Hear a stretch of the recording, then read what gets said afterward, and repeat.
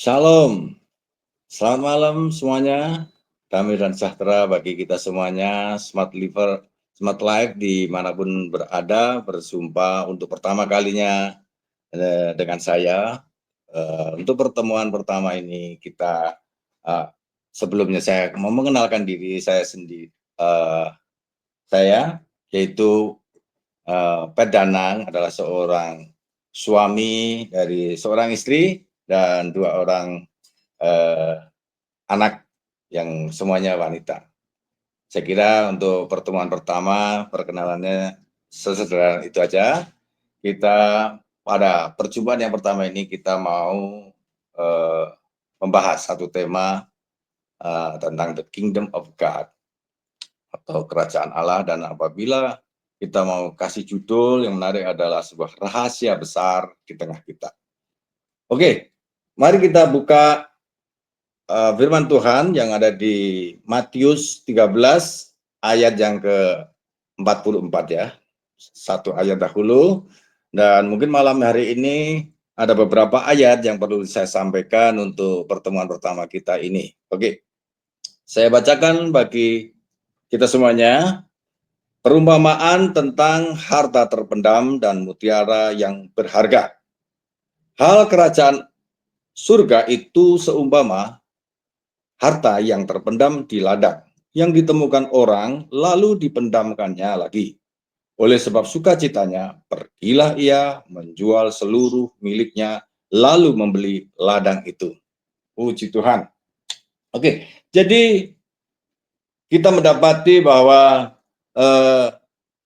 kerajaan surga itu diumpamakan seperti harta yang terpendam yang ditemukan orang. Ini satu harta yang tak ternilai harganya. Pertanyaan yang mendasar, harta seperti apa yang diperoleh oleh setiap orang yang saat ini hidup di dunia ini?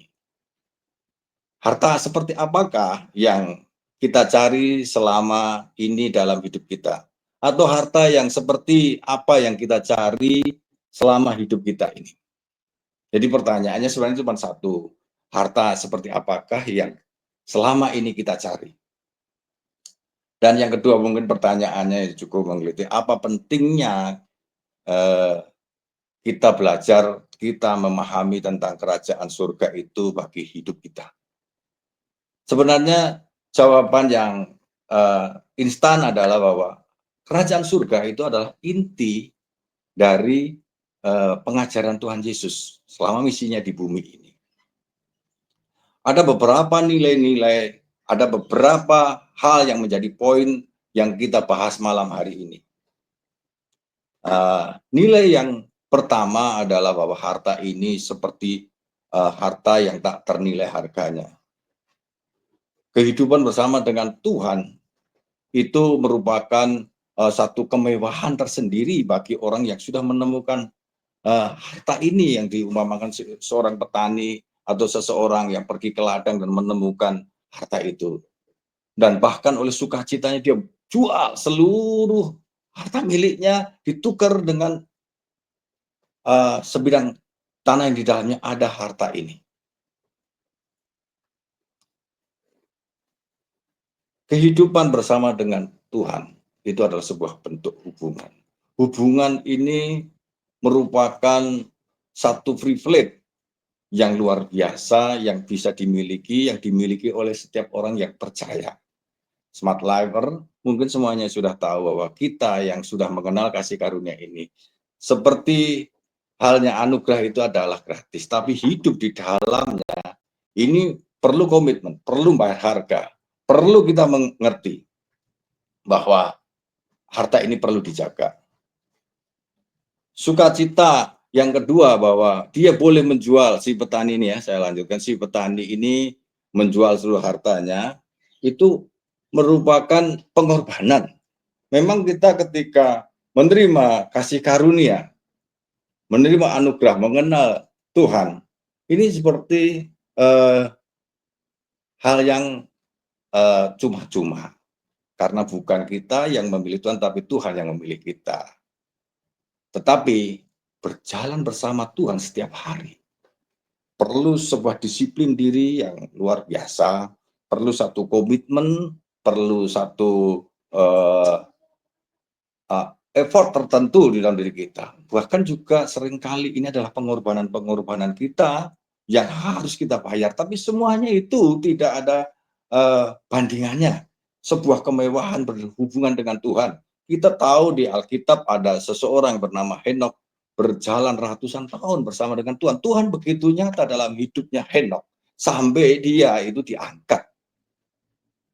Dan saat ini bagi kita, orang-orang yang sudah menemukan Tuhan dan mereka yang gigih pursuit ya, gigih teguh mengejar Tuhan dalam hidupnya, itu mereka itu nampak bahwa seolah-olah Tuhan itu nyata dalam diri mereka. Tentunya ini hal-hal yang bisa menjadi pertanyaan besar gitu. Mengapa orang-orang itu memiliki hal semacam itu? Ya, uh, kita tahu bahwa Yesus Kristus ketika pelayanannya di bumi itu mengajarkan tentang hal-hal kerajaan surga. Dan hal kerajaan surga itu rupanya dimengerti atau tidak dimengerti, para murid-muridnya itu mengkampanyekan, menyampaikan. Bahkan saking mereka getolnya ini, didatangilah Tuhan Yesus itu. Guru, murid-muridmu itu peringatkan, kan mereka selalu berbicara bahwa Yesus Kristus adalah Raja Damai. Tetapi Yesus mengatakan kalau ini mereka semuanya pun diam, batu-batu ini bisa berbicara lebih keras. Dan belakangan kita tahu bagaimana sebuah sejarah pernah terjadi suatu bangsa bait suci yang menjadi kebanggaan, menjadi satu superioritasnya satu bangsa ini dihancurkan dan batu-batu tidak ada satupun yang terlihat di dalamnya. Itu memberi pesan bahwa ada satu kebenaran dari pesan bahwa ini membuktikan kebenaran dari perkataan Sang Raja Damai. Oke. Perumpamaan dan tentang kerajaan surga itu menjadi ciri utama ya di dalam pengajaran-pengajaran Tuhan Yesus. Mungkin kita bertanya, kenapa Tuhan Yesus dalam mengajarkan tentang kerajaan surga ini pakai perumpamaan? Mungkin kita biasanya akan menjawab bahwa, oh dengan perumpamaan itu kan lebih gampang, atau supaya lebih gampang lah di dalam dia menjelaskan. Tetapi kita tahu bahwa sebenarnya bukan hanya itu. Karena ada satu pernyataan bahwa dari perumpamaan itu sebenarnya Tuhan Yesus ingin mengatakan supaya orang yang tidak mau tahu tidak perlu tahu. Ada firman Tuhan yang mengatakan bahwa perumpamaan itu disampaikan oleh Tuhan Yesus sebentar, ayatnya ada di sini ya, Matius 13 ayat 10 sampai 11 saya baca. 10, Matius 13, 10 sampai 11. Bentar ya.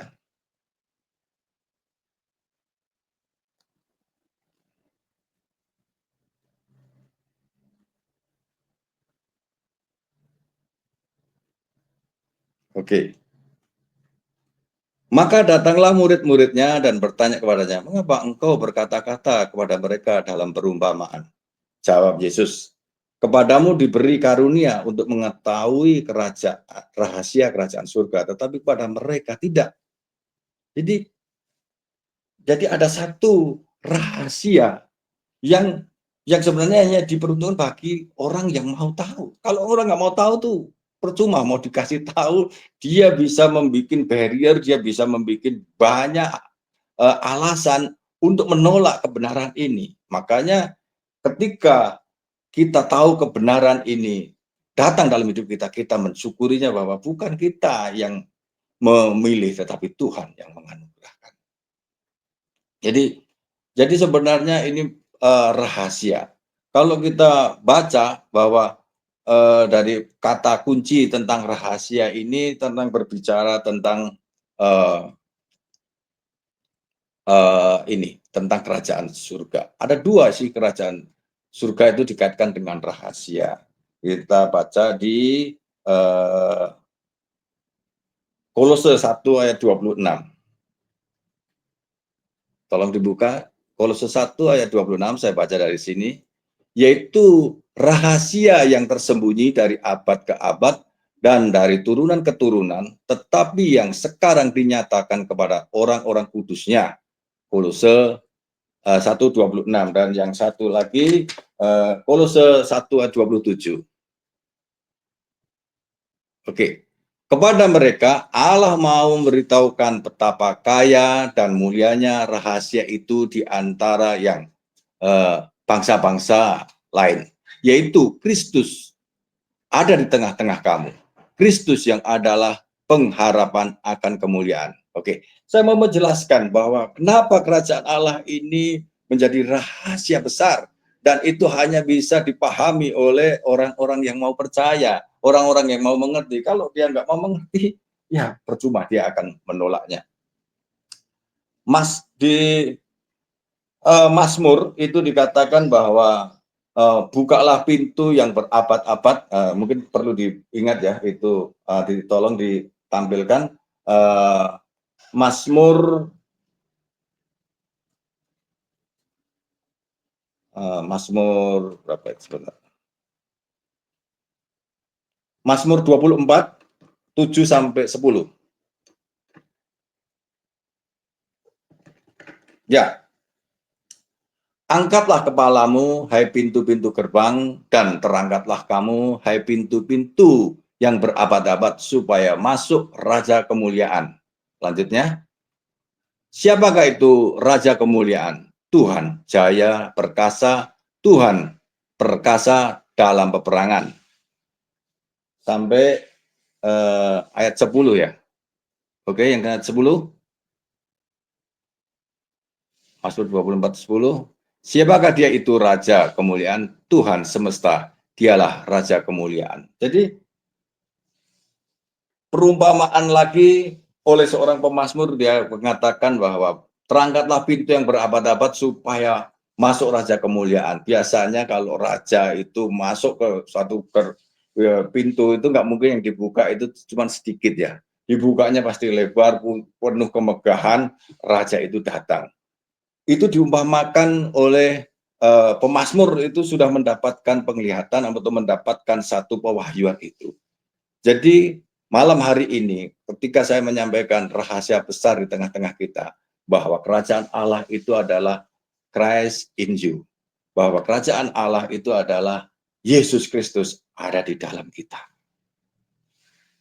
Diumpamakan seperti raja yang masuk pintu yang terabad-abad. Kalau kita ini punya satu rumah, punya satu tempat, dan itu ada pintunya dan kita tidak pernah tinggalin, itu jangankan berabad-abad, baru puluhan tahun pintunya sudah susah dibuka, berkarat saudara. Tetapi ketika ini dikatakan tentang pintu yang berabad-abad, bisa saja ini sebuah rahasia bagaimana hati manusia ini yang sudah tertutup rapat, gelap, tidak melihat lagi terang, tiba-tiba mendatangkan anugerah, terbuka hatinya, dan masuklah sang Raja Kemuliaan itu di dalam itu. Kenapa dia disebut Raja Kemuliaan? Kalau kita belajar tentang kemah Musa, itu ada ini, tabut perjanjian. Ada di kemah Musa, di mana ada Shekinah Glory. Itu kelihatan oleh semua bangsa di Israel pada waktu itu. Dan kalau itu datang, orang Israel takutnya bukan main. Karena biasanya kemuliaannya seperti awan-awan bersinar dan biasanya diikuti dengan kegoncangan di sana sini.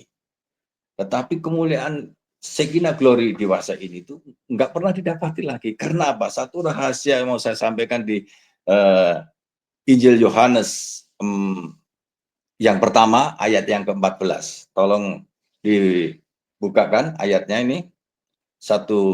Yohanes pasal pertama ayat yang ke-14.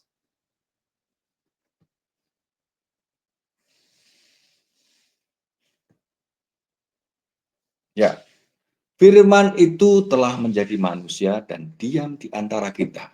Dan kita melihat kemuliaannya, yaitu kemuliaan yang diberikan kepadanya sebagai anak tunggal Bapa, penuh kasih karunia dan kebenaran. Jadi firman yang telah menjadi manusia, kalau di bahasa Inggrisnya firman itulah menjadi daging. Ya, kalau di bahasa Inggrisnya, and the word was made flesh and dwell among us. Jadi flesh itu daging, firman itu telah menjadi daging. Firman itu telah menjelma menjadi manusia dan diam di antara kita. Diam di antara kita itu Christ in you. Rahasia ini besar, yang saya maksud adalah hubungan Kristus dengan jemaatnya, tapi juga rahasia ini besar. Yesus Kristus ada di dalam diri kita. Kita mungkin sudah tidak melihat lagi orang bangsa-bangsa sudah tidak melihat lagi kemegahan dan kedahsyatan daripada Shekinah itu. Tetapi sekarang kebenaran dan kemuliaan itu masuk di dalam diri kita. Saudara, ini menjadi sebuah perubahan besar ketika kerajaan surga itu ada di tengah-tengah kita, ada di dalam hidup kita. Ini sebuah prioritas di dalam diri kita, ini mungkin saja, bukan hanya mungkin, pasti akan mulai berubah.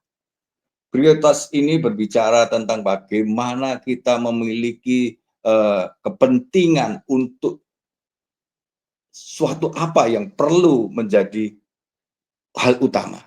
Mungkin dulu kita mengutamakan hal-hal yang sifatnya yang dikatakan bahwa jalan manusia itu semuanya benar di pemandangannya, tetapi ujungnya pada maut. Barangkali kita mengejar popularitas, barangkali kita mengejar harta yang fana. Mungkin kalau itu harta diwujudkan bisa menjadi seperti mobil, rumah mewah. Kalau itu kebutuhan yang agak lebih dalam, punya suami yang tampan, kaya raya, yang pintar, punya kekuasaan dan lain sebagainya. Kalau seorang pria mungkin juga memiliki istri yang cantik, yang mengasihinya dan lain sebagainya.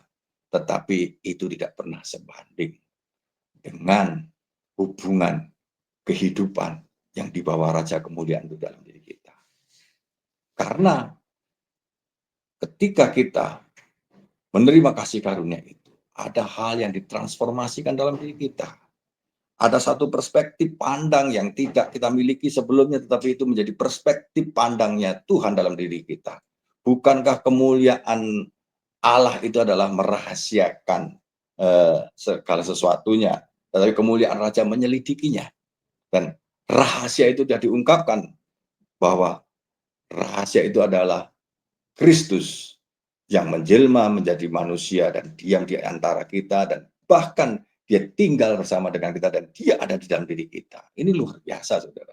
Ya, para murid-muridnya kembali ya, yang tadi saya katakan mereka disuruh diam. Mungkin kadang-kadang aku berpikir murid-murid itu seperti Rasul Petrus. Rasul Petrus itu pernah loh dia mengkhianati Tuhan Yesus. Ketika dia ditanya, bukankah kamu dari antara orang-orang yang pernah bersama dengan Yesus dari Nazaret ini? Oh enggak, aku enggak pernah kenal. Dia pindah tempat, dia ketemu, kalau di film saya gambarkan gitu ya. Bukankah kamu ini kan yang bersama-sama dengan Yesus dari Nazaret itu? Dia langsung lebih keras lagi menolak itu. Siapa yang kamu maksudkan itu? Aku tidak pernah mengenal dia. Ya tak. Dia pindah lagi dan mungkin dia ditanyain lagi. Bukankah kamu ini yang bersama-sama dengan dia? 3 kali, saudara. Sampai dia menjadi sadar ketika ayam berkokok. Dia sadar karena apa? Ketika dia mau menyangkal perkataan dia bahwa guru, aku sangat mencintaimu, bahkan apa saja bisa saya lakukan untuk kamu gitu. Tapi Yesus mengatakan, Petrus, sebelum ayam berkokok, kamu sudah menyangkal 3 kali. Oh nggak mungkin Tuhan, tapi rupanya bisa dilakukan. Manusia seringkali tidak sadar akan kelemahannya yang menghancurkan itu. Tetapi Ketika Yesus bangkit, kembali Tuhan menanyakan, Petrus, apakah kamu mengasihi saya? Petrus pertama masih, oh Tuhan kau tahu. Sampai Tuhan Yesus berkata 3 kali. Baru dia sadar bahwa hidupnya sudah tidak ada lagi sebenarnya. Tetapi sekarang hidupnya itu hanya pemberian daripada Tuhan. Ada seorang filantropis ya, orang yang suka berderma. Dia punya satu pengertian ini. Sebenarnya ketika Petrus setelah Yesus disalibkan, mereka ini, para murid ini kembali ke pekerjaan masing-masing, menjadi nelayan dan mencari ikan lagi lah gitu ya. Peristiwa yang sama pernah terjadi, mereka semalaman mencari ikan, nggak dapat-dapat. Ketika mereka bertemu dengan Tuhan, mereka bertolak ke dalam, ikannya itu menjadi penuh, mendapatkan itu lagi. Tapi ini kembali lagi mereka semalaman, dan ketika itu mereka mendapatkan ikan. Dan ketika mereka sadar bahwa itu mereka bertemu dengan Tuhan Yesus dalam episode yang diulang itu. Si filantrop itu mengatakan sebenarnya yang terjadi bukan masalah kegagalan Petrus yang diubahkan menjadi keberhasilan, tetapi kegagalan-kegagalan Petrus ditukar dengan keberhasilannya Tuhan Yesus Kristus. Jadi ini sesuatu rahasia yang luar biasa, ini sesuatu hal yang menurut saya sangat inspiratif ya. Hidup kita sebagai manusia itu penuh dengan kekeliruan, penuh dengan kesalahan, penuh dengan kegagalan. Kadang-kala kegagalan itu membawa derita. Kegagalan kadang-kadang mendera kita setiap saat. Apa saja kita bisa menjalani di area-area dari kegagalan itu. Misalnya kalau banyak orang yang malam hari ini menyaksikan Smart Life, ini berita gembira untuk Anda. Kalau saat ini rumah tangga saudara yang sudah berkeluarga mungkin banyak mengalami cekcok, mengalami pertengkaran. Mungkin pertengkaran-pertengkaran yang sebenarnya hanya dipicu oleh masalah kecil, tapi karena yang mendasar mungkin belum teratasi. Misalnya mungkin di dalam rumah tangga saudara semuanya Smart Life saat ini ekonominya sedang mengalami kegoncangan, apakah karena tiba-tiba suami yang selama ini bekerja di PHK atau tidak bekerja, atau usaha atau bisnisnya ditipu orang atau mengalami kerugian sehingga itu berpengaruh terhadap ini, atau mengalami kegagalan-kegagalan bisnis lainnya sehingga akhirnya rumah tangga itu terancam perekonomiannya, dan itu juga berdampak dalam hubungan suami istri dan bertengkar. Saudara, malam hari ini seperti Petrus yang kegagalannya ditukar dengan keberhasilan Tuhan Yesus. Bukankah malam hari ini dia bisa lakukan hal yang sama pada saudara semuanya? Karena apa? Yesus di dalam diri Anda itu memampukan. Mungkin selama ini kita nggak menyadari, yang kita lakukan adalah diri kita sendiri untuk mendapatkan semuanya. Diri kita sendiri yang kita pakai untuk berjalan. Diri kita sendiri yang kita pakai untuk berpikir dan untuk memutuskan segala sesuatu. Tetapi kerajaan surga yang adalah rahasia besar di mana Kristus berdiam di dalam diri Anda, Dia menuntun dan memimpin kita. Ketika prioritas dari hidup kita ini adalah mengikuti cara pandangnya Tuhan, cara hidupnya Tuhan dalam hidup kita sehari-hari, kita yang membaca firman, kita tahu bahwa inilah cermin daripada hidup saya, yaitu cermin itu adalah kita semakin serupa dengan Yesus. Karena ketika kita bercermin, bukan apakah cermin itu menampilkan kita, dalam hal ini cermin ini adalah Yesus Kristus. Apakah kita semakin serupa dan segambar dengan Dia? Bagaimana Yesus Kristus menolong?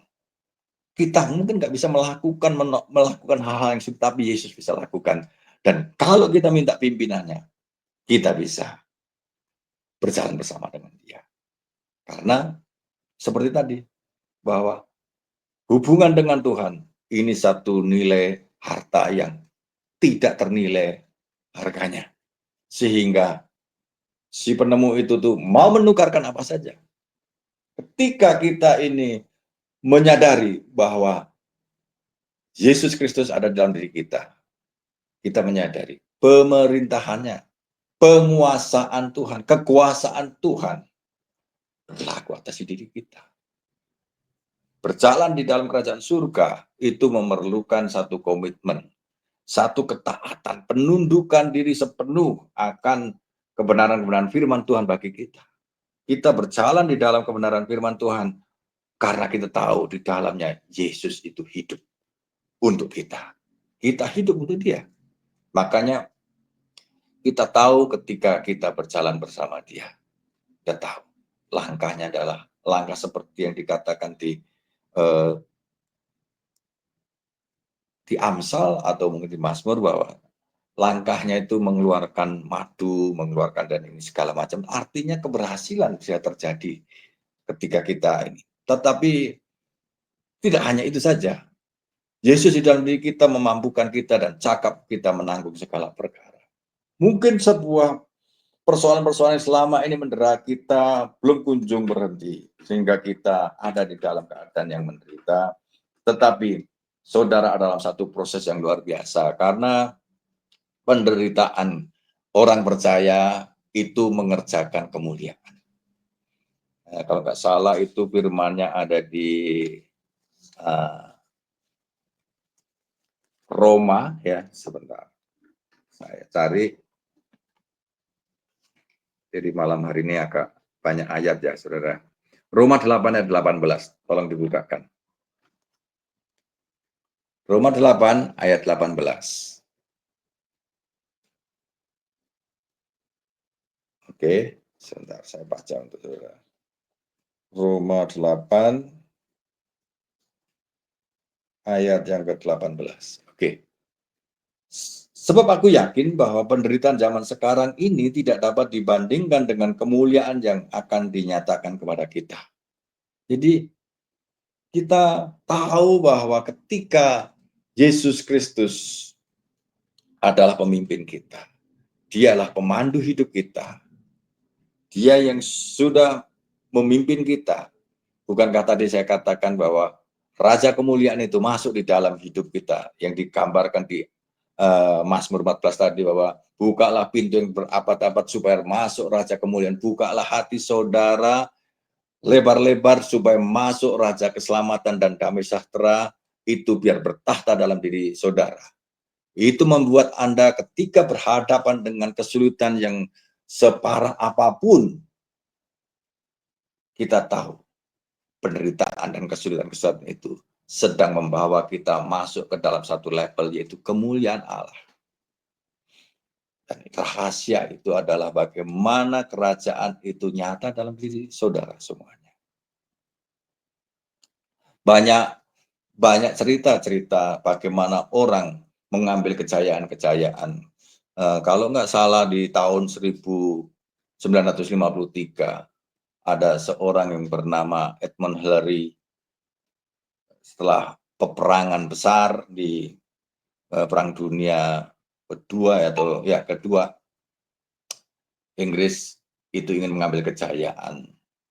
Maka manusia yang pertama kali bisa naik ke bukit di Gunung Himalaya, di puncak Mount Everest, itu yang namanya Edmund Hillary. Bahkan ada jalan untuk menuju ke situ itu dinamain Hillary Path, jadi jalan Hillary, karena memang yang pertama kali naik ke situ dan mencapai puncak di situ adalah Edmund Hillary. Orang belum ada yang bisa ke situ, dan kemungkinan orang nggak bisa itu karena udara oksigen tipis dan pada waktu peralatan juga nih. Dan itu adalah satu pengorbanan untuk dia itu ada di tempat yang penuh dengan ketidakpastian. Tetapi ketika sampai di puncaknya, kejayaannya itu sampai sekarang bisa diceritakan. Nah, saudara, kita tahu kadang-kadang kita tahu kesulitan-kesulitan itu datang kepada kita. Tapi kita tahu ketika kita terus menjalaninya itu bersama dengan Tuhan, kita tahu bahwa kita sedang dibawa kemana? Dibawa ke dalam kemuliaan. Kalau malam hari ini yang menyaksikan program ini adalah anak-anak muda, saya tahu anak-anak muda eh, banyak perjuangannya, banyak tantangan, banyak harapan, banyak impian, banyak kemauan yang ingin dia capai. Kalau semuanya berhasil, kita bisa menjadi orang yang penuh sukacita. Tapi kebutuhan yang abadi untuk kita ini sampai di maksimalnya kita, di optimalnya kita, kadang-kadang kita akan bertemu lagi dengan kesulitan. Tetapi andalkan Yesus Kristus dalam diri saudara. Kalau saudara saat ini menyaksikan dan saudara itu melakukan kontemplasi, siapakah saya di dalam Yesus? Adakah Yesus menjadi raja dalam diri saya? Apakah aku sudah membuka pintu untuk dia bertahta di dalam diri?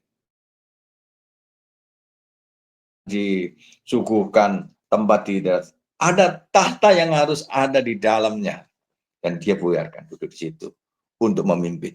Karena Yesus Kristus itu mengajarkan bahwa kekuasaan yang dia miliki, yang dia ini, bukan untuk menindas, tetapi untuk melepaskan, untuk menolong, untuk membawa kita dalam sukacita. Bahkan kekuasaannya dipakai untuk melayani.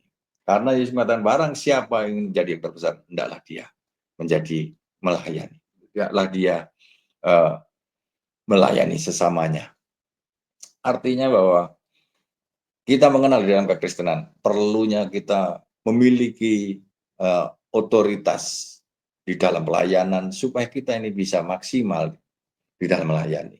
Jika saudara semuanya, impian Anda itu rasanya seperti jauh, banyak kegagalan, kita menderita, kita kecewa, kita menjadi murung, jangan lari kemana-mana.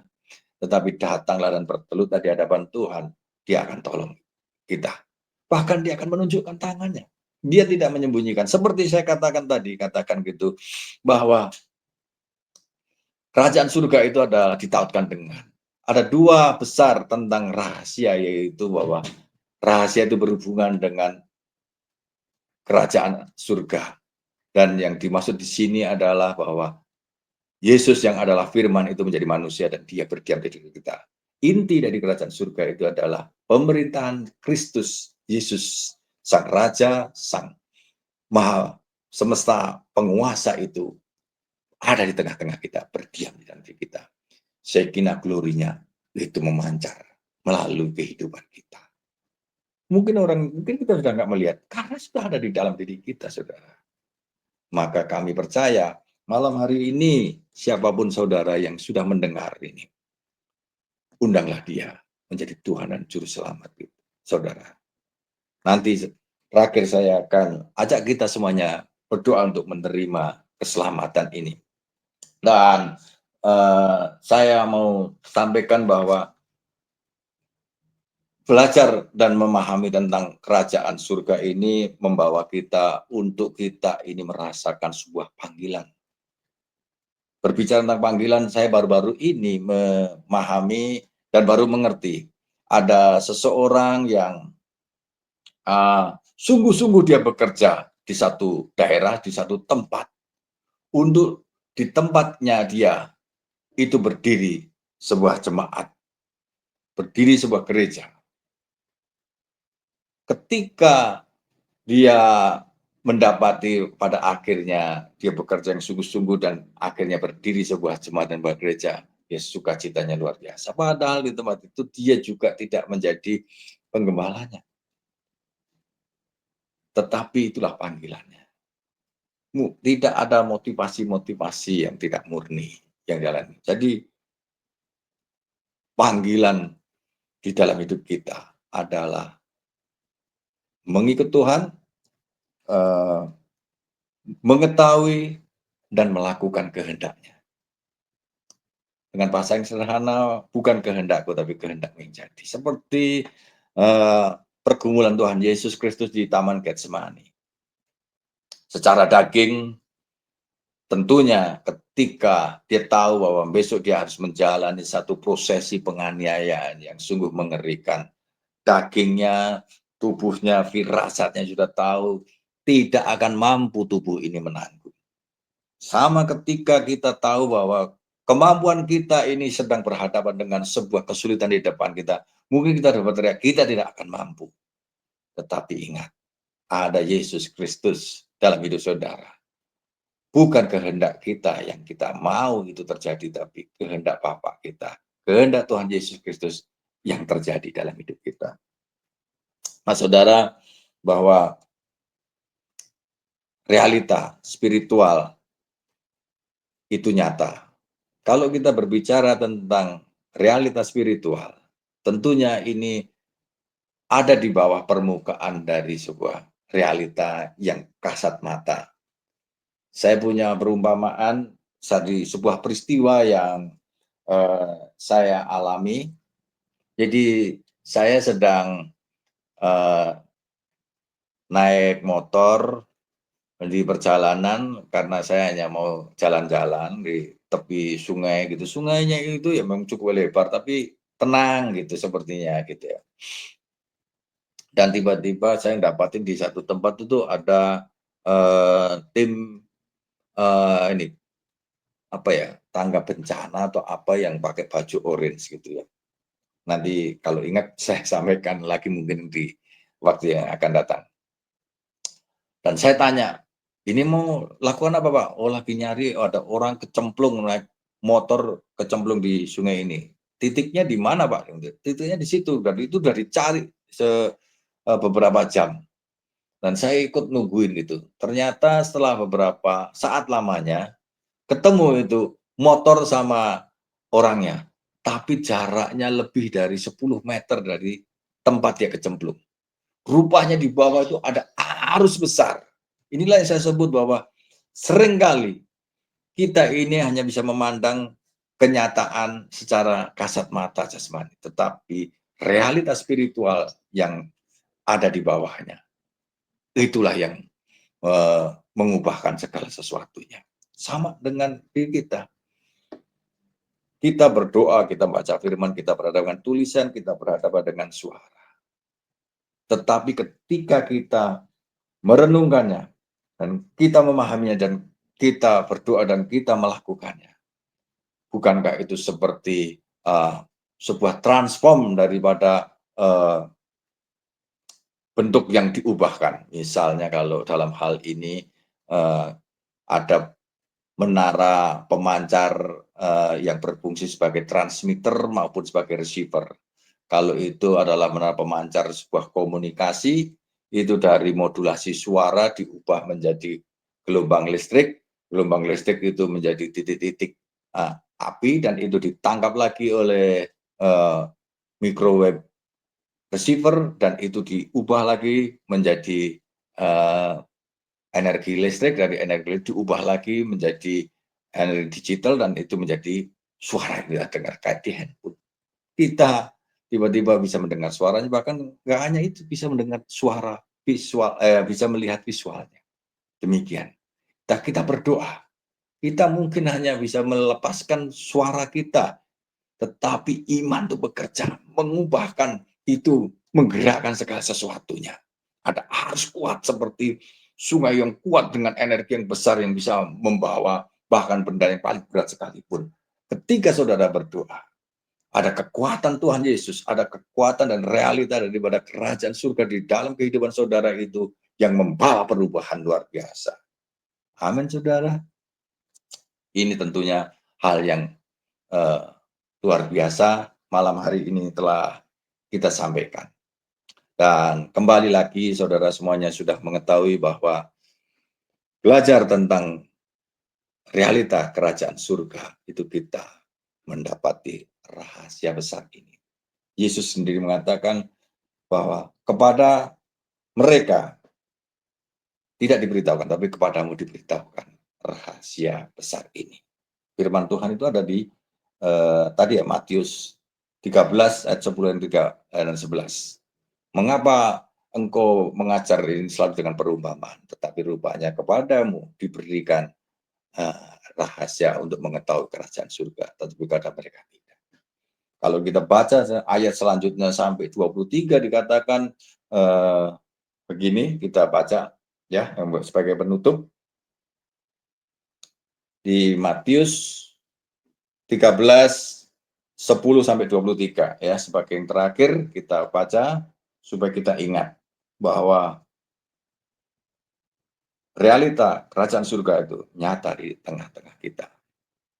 Maka datanglah murid-muridnya dan bertanya kepadanya, mengapa engkau berkata-kata kepada mereka dalam perumpamaan? Ayat selanjutnya, jawab Yesus, kepadamu diberi karunia untuk mengetahui rahasia kerajaan surga, tetapi kepada mereka tidak. Ayat selanjutnya, karena siapa yang mempunyai kepadanya akan diberi, sehingga berkelimpahan. Tetapi siapa yang tidak mempunyai, apapun juga yang ada padanya akan diambil daripadanya. Ya, ayat selanjutnya, itulah sebabnya aku berkata-kata dalam perumpamaan kepada mereka, karena sekalipun melihat, mereka tidak melihat, dan sekalipun mendengar, mereka tidak mendengar dan tidak mengerti. Ayat selanjutnya, maka pada mereka genaplah nubuat Yesaya yang berbunyi, kamu akan mendengar dan mendengar, namun tidak mengerti. Kamu akan melihat dan melihat, namun tidak menganggap. Anda baca semuanya, tetapi pesan saya kepada saudara semuanya, bahwa seperti jawab Yesus, sebenarnya kenapa perumpamaan ini Tuhan Yesus Kristus harus sampaikan di dalam dia mengajarkan inti ajarannya. Karena dia tahu, banyak orang yang tidak mau mengerti, maka dia tidak perlu mengerti. Banyak orang yang tidak mau tahu, maka dia tidak perlu tahu. Banyak orang yang tidak sudi mengalami kebenaran itu, maka dia tidak perlu mendapatkan kebenaran itu. Saudara, saya berkata kepada saudara semuanya, jangan keraskan hati saudara. Dengar apa yang tadi saya sampaikan, apa yang firman Tuhan sampaikan. Malam hari ini saatnya. Inilah momentum bagi saudara untuk membuka hati dan menerima Raja Kemuliaan itu. Dia sungguh-sungguh nyata hidup di tengah-tengah kita. Banyak orang, banyak peristiwa yang membuktikan bagaimana Yesus terus bekerja sampai saat ini. Banyak orang yang rela berkorban apapun demi kebenaran ini nyata dalam diri kita. Banyak orang sudah melakukan apa saja demi hubungannya dengan Tuhan Yesus. Bukalah hati saudara, terima dia dalam hati saudara. Mari bersama-sama dengan saya, kita berdoa menerima Tuhan Yesus Kristus dalam hidup kita semuanya. Bapa di surga, di dalam nama Tuhan Yesus Kristus, malam hari ini saatnya bagi Engkau mengambil momentum kami Tuhan, yaitu momentum pertobatan kami dengan kami menyerahkan diri di hadapan Engkau. Membuka hati kami, menerima Engkau sebagai Tuhan Juru Selamat kami. Kasih karunia dan anugerah yang berlimpah dari Engkau turun atas kami, karena kami menerima Engkau sebagai Tuhan dan Juru Selamat kami. Masuklah dalam hati kami membuka lebar-lebar dan bertahtalah. Jadilah Tuhan Raja Kemuliaan dalam hidup kami, yang menyelamatkan, menolong kami.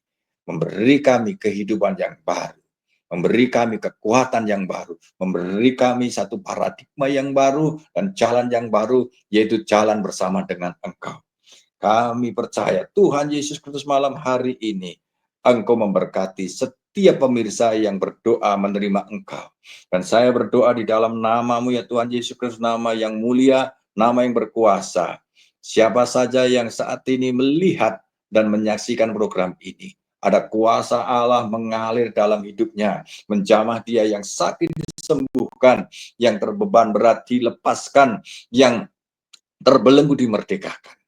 Di dalam nama Tuhan Yesus Kristus ada pertolongan, ada sukacita luar biasa dari Tuhan dalam hidup kita. Terima kasih Tuhan, kami akhiri program Jesus Way ini, dan kiranya nanti Tuhan akan pertemukan kami kembali dengan para Smart Life dimanapun berada. dan jangan lewatkan, selalu senantiasa praktekkan dan lakukan kebenaran firman Tuhan dalam hidup kita.